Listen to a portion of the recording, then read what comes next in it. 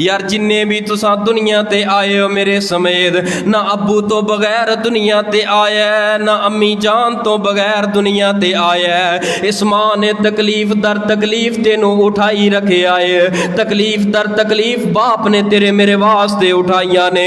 वो 2 साल तक जिस मां दी छाती नू पींदा रहा है, अज उसे जुबान दे नाल मां नू गाली देंदियां शर्म नहीं जे आउंदी, उसे मां नू उस जुबान दे नाल ओए ओए कहंदियां कदी नहीं हो शर्माया। प्यारिओ प्यारिओ समझो तेरी मेरी असास है, तेरी मेरी जड़ है, तेरी मां तेरा बाप।